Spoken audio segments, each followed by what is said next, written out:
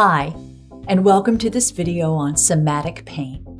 Today we'll be looking at the different types of somatic pain, where it comes from, and what sort of treatment options are available.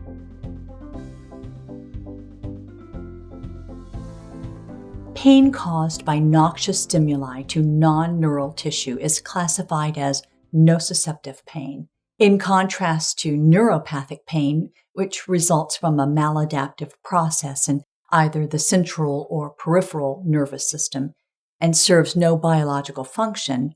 Nociceptive pain is the appropriate physiological response from a normally functioning, intact nervous system and serves as a protective mechanism essential to our survival. Mechanical, thermal, or chemical stimuli that are damaging or potentially damaging to normal tissue, known as noxious stimuli, stimulate nociceptors located in internal organs, the skin, joints, bones, and muscles. Activation of nociceptors, or A delta fibers and C fibers, launch a cascade of complex and interrelated processes, which leads to the perception of pain. The sensation of nociceptive pain continues only as long as the noxious stimulus is present, and removal or resolution of the stimulus alleviates the pain. Nociceptors are peripheral sensory neurons which are specifically activated by noxious stimuli and respond only when the intensity of these stimuli is high enough to damage tissue. However, the activation of a nociceptor does not necessarily result in the experience of pain. Whether or not nociceptor activation is experienced as pain depends on a wide variety of physiological and psychological factors. Traumatic injuries, diagnostic and therapeutic procedures, the inflammatory process, disease, surgery, and endogenous chemical stimuli such as prostaglandins and histamine all can cause nociceptive pain. Anyone who has ever sustained even a minor injury has firsthand experience with nociceptive pain. It is considered the most common type of pain and can be divided into three types. Visceral pain is pain originating from internal body organs. It is often vague and poorly localized, typically described as dull, cramping, or squeezing, and may be referred to as a distant, superficial body structure. Visceral pain may be intermittent and last longer than somatic pain. The pain associated with irritable bowel syndrome, IBS, and angina are examples of visceral pain. Superficial somatic pain originates in the skin, mucous membranes, or other superficial tissues of the body, often described as sharp or stabbing. Superficial somatic pain is usually well defined, localized to the area of the injury, and constant. Examples of injuries that produce superficial somatic pain include lacerations, abrasions, and minor burns. Deep somatic pain originates from joints, ligaments, tendons, muscles, bones, and fascia. This type of somatic pain may be described as dull or aching, and often it is generalized or felt over a wide area of the body.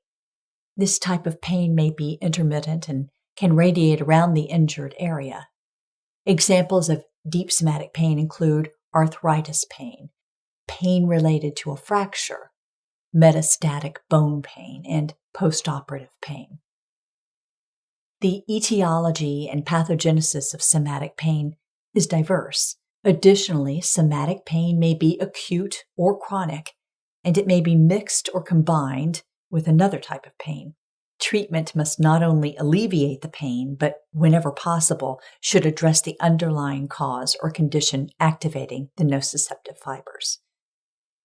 Management options will vary depending on the severity and duration of the pain, the type of pain, the complexity of symptoms, the presence of comorbid conditions, biopsychosocial factors contributing to the pain condition, and the care setting.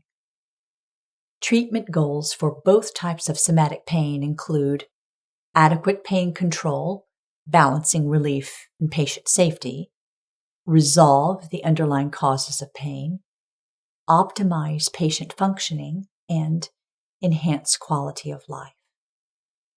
It is important to note the negative impact that inadequate management of acute pain can have on a patient's quality of life, as well as placing them at risk for both post-op complications and the development of chronic pain. Treatment strategies applicable to all pain conditions include the use of different pharmacological and non-pharmacological modalities. Clinical best practice guidelines for most acute and chronic pain conditions recommend a patient-centered, multimodal, and coordinated multidisciplinary approach to achieving optimal outcomes. A multimodal approach combines two or more interventions and can include pharmacologic therapy, including analgesics, both opioid and non-opioid prescription or over-the-counter pain relievers, adjuvant co-analgesic drugs, and non-pharmacologic therapy such as massage, physical therapy, thermotherapy, relaxation techniques, acupuncture, behavioral, and interventional therapy. A combination of interventions is most effective in the management of somatic pain. Analgesics are considered the gold standard in pain management, and the pharmacological approach to the treatment of most types of pain is very similar. Somatic pain responds well to the primary analgesics, opioids, acetaminophen, and non-steroidal anti-inflammatory drugs. However, as a general rule, non-steroidal anti-inflammatory drugs, or NSAIDs, are the drugs of choice. The selection of the most appropriate drug should be guided by the World Health Organization's analgesic ladder recommendations.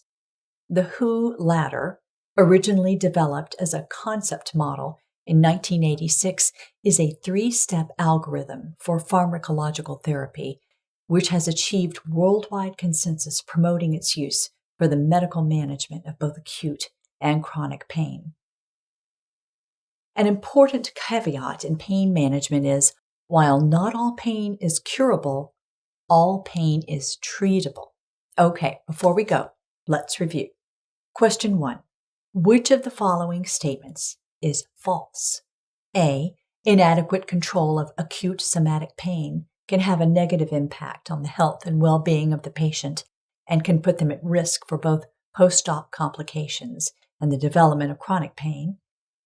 B. Nociceptive pain is the most common type of pain and includes superficial and deep somatic pain as well as visceral pain. C. When weighing pharmacologic treatment options in managing acute somatic pain, among the factors a provider should take into consideration are severity or intensity of the pain, the presence of any comorbid conditions, and biopsychosocial factors contributing to a pain condition. Or D.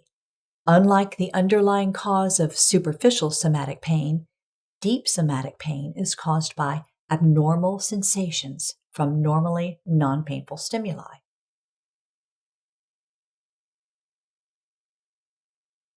The correct answer is D. Which of the following statements about somatic pain is true? A. Deep somatic pain is caused by stimulation of nociceptors located in the internal organs, joints, and bones by noxious stimuli and can be either acute or chronic. B. Somatic pain is a type of nociceptive pain and can be either superficial or deep, is caused by stimulation of nociceptors located in the skin, joints, bones, or muscles by noxious stimuli, and may be either acute or chronic. Or C. Somatic pain includes nociceptive pain and neuropathic pain, which is caused by stimulation of nociceptors located in the skin, joints, bones, or muscles by noxious stimuli. Or D.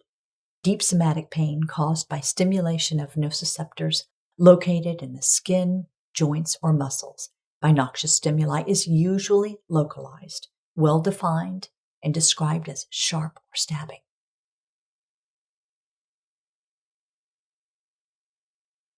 The correct answer is B. Which of the following statements about managing somatic pain is true? A.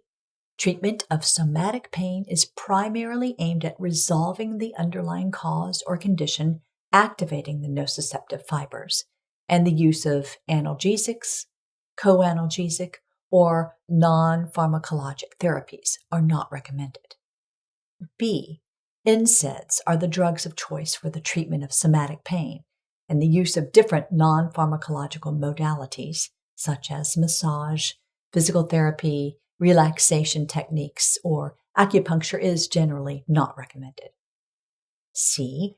Treatment of somatic pain requires a patient-centered, multimodal approach that may include the use of different pharmacological and non-pharmacological modalities such as massage, physical therapy, thermotherapy, relaxation techniques, or interventional therapies. Or D. The selection of the most appropriate NSAID for the treatment of somatic pain should be guided by the WHO analgesic ladder, and as a general rule, the use of adjuvant drugs or non-pharmacological modalities such as massage, relaxation techniques, acupuncture, or physical therapy are highly recommended.